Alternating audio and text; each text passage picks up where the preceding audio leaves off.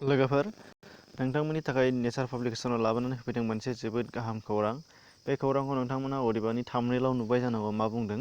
दा बे जाहैबाय बे खौराङानो जाहैबाय नै मैया हरथात 13 नभेम्बर खालि आसाम ट्रिबिउनाव मोनसे पेजाव मोनसे एडभार्टाइजमेन्ट फैदों। हरथात बे एडभार्टाइजमेन्टआ जाहैबाय नोंथांमोनहा नुनो मोन्दों टेट एग्जाम हरथात सेकेन्डारि लेभेलनि टेट एग्जाम बेयो जासिगोन। जाय बिथांमोनहा इलिजिबिलिटि क्राइटेरिया गोरोबो बिथांमोना एप्लाइ खालामनो हानाय जाहैसिगोन। दा बेखौ फारियै आं दा खिथालांनो आखायाव लागोन। दा बे पेजाव एबा बे एडभार्टाइजमेन्टआव मा बुंनाय दङ जे जोङो जायखौ जागोन होननानै अदेबानि जाया होननानैबो खायफाया सानदों, जानाय नङा सानदों बा जागोन होननानै सानदोंमोन बिथांमोनहा दिनैहाय नुनो मोनमारबाय बे हायार सेकेन्डारि सेक्सननि थाखाय बेयाव मा फैदों टेट एग्जाम फाथिदों आसामनिफ्राय। दा स्टेट टेट बियो बावैसो सिगाङाव इउपि आरो एलपि हरथात प्राइमारि लेभेलनि थाखाय बेयो एग्जामा जाना थांखांबाय। दा बेयावहाय फ्रायानो एटेम्प्ट खालामदों, गासै 2 लाखसनि एबभआनो खालामदों। बर'फ्राबो जोबोद खालामदों बेखौ जों नुनो मोन्दों।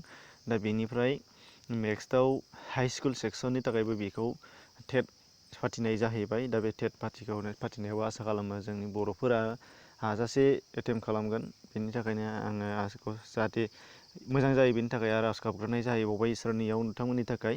दा बेवहाय मा नांगौ नोंथांमोना बेखौ डिटेल्सै लानानै थांनाया मोजां जागोन होननानै आं आसा खालामदों। दा बेखिनि एडभार्टाइजमेन्टखौ अदेबानि सिगाङावबो होखांखाबाय होन्दों बिथांमोना एडभार्टाइजमेन्टखौ 2018 मायथाइयावबो बेनि सोमोन्दै एसे बुंखांखाबायमोन होन्दों। दा अफिसियेल वेबसाइटआव गासिबो दंजोबो। अफिसियेल वेबसाइटखौ फार्स्टआव नोंथांमोना नायना लाग्रोबानो जाबाय ssa.assam.gov.in बेयाव नोंथांमोना सार्च खालामनानै लाब्लानो जाबाय। बियो फेक नङा रायजोफोर, नोंथांमोना नुनो मोनगोन बाहाय गासिबो मेम्बार सेक्रेटारिनिफ्रायनो बेखौ हरनाय जादों, फोसावहरनाय जादों। जिखि जाया मानो बाहाय नोंथांमोननि थाखाय एप्लाइनि डेटखौ नायना लाग्रो। 15 नभेम्बरनिफ्राय जागोन हरथात जादों सोलिबाय थानायनि 15 अक्ट' हरथात 15 अक्ट'नि थाखाय जागायजेननानै 25 अक्ट'आव जोबहैगोन। बेनि एप्लाइ जोबोद सर्ट नोंथांमोना नुनो मोन्दों। बेनि एप्लाइ खालामनायनि टाइमा जोबोद सर्ट, ओंखायनो नोंथांमोना बेखौ गोसो होनानै खालाम। बेनिफ्राय इलिजिबिलिटि क्राइटेरिया जाहैबाय जोंना ग्रेजुवेटआथ' जाखाथारनांगोन, ओमफ्राय बेनिफ्राय बिएड नांगोन। बिएड गैयाब्ला जानाय नङा बेखौ जों बुंनो हागोन। बिएड नांगौ बाहाय डिटेल्स नोंथांमोना दा नायनानै लाब्ला नुनो मोननाय जाहैगोन। दा अदेबानि बेनि अनगायैबो नोंथांमोनखौ मोनसे पेजाव लानानै थांनो आङो। बे जाहैबाय नोंथांमोननो गुगोल क्रोमाव नायबाबो नुनो मोनगोन अदेबानि। दा बेवहाय मोनसे पेजाव नोंथांमोनखौ आं लाबोदों। दा बाहाय नोंथांमोना नायना ला, नुनो मोनगोन दि बे नैबे पेजनि माबाखौ लिंकखौ नोंथांमोना डिसक्रिपसनाव होदों, एभेलेबेल दं। डिसक्रिपसनाव डाइरेक्ट थुनानै बेखौ नायबानो नुनो मोनगोन। बेयाव एखेखौनो फोसावना होदों बिथांमोना। बेयावबो एग्जामिनेसन डेटखौ नोंथांमोना नुनो मोन्दों डिसेम्बरनि 22 डिसेम्बरावनो जागोन। थारमाने 22 डिसेम्बरावनो एग्जामा जागोन। 15 नभेम्बराव एप्लाइ जागोन। ओमफ्राय 25 नभेम्बराव बियो एप्लाइ खालामनाया जोबहैगोन। बेनिफ्राय पेमेन्ट खालामनाया अनलाइन पेमेन्ट खालामनाया लास्ट डेटआ जाहैबाय 28 थारिख नभेम्बरनि 28आव जोबहैगोन। ओमफ्राय बिनिफ्राय 22आवनो हरथात मास मोनसे लागालागि मास मोनसेफ्रामनि गेजेरावहायनो बे एग्जामा जाहैगोन आरो डिसेम्बराव। बेनिखायनो नोंथांमोना जों बयबो सांग्रां जानांगोन। फरायनांगौनि टाइमा जोबोद सर्ट टाइम। नोंथांमोना हाजासे बुक्स गाइड नायनायजों लोगोसे कनसेप्ट लानायजों लोगोसे नोंथांमोना गुबुन भिडिअफोराव नायबाय थानो हागोन। बेनि थाखाय आं आसा खालामबाय नोंथांमोना बेखौ खस्थ' खालामगोन। बेनिफ्राय बाहाय नायनो मोनगोन डिस्ट्रिक्ट लेभेल सेलेक्सन, मास सेलेक्सन गासिबो नोंथांमोना जेब्लाना एप्लाइ खालामगोन अब्ला अपसन मोननाय जागोन होन्दों। बेखौ नोंथांमोनखौ नायना लाग्रोबानो जाबाय, आं आसा खालामो। बेनिफ्राय मोनसे सुबिदाया जाहैबाय नैबेवहाय आं बे लिंकआव लाबोनाया जाहैबाय आङो गासैबो लिंकखौ नोंथांमोननो डिसक्रिपसनाव होजोबोबा मोनफा हाबबाय थानांगौ जागोन नोंथांमोनहा। बेनि थाखाय नोंथांमोना माखौ नांगौ माखौ नाङा बेखौ नैबे आं दा होनाय मोनसेल' वेबसाइटआव हाबनानै नोंथांमोना बेखौ नायबानो जाबाय। बेवहाय नुनो मोन्दों अफिसियेल वेबसाइटखौ माबायाव दङ नोंथांमोना बेवहाय क्लिक हियाराव थुबानो जाबाय, नुनो मोनगोन फारियै।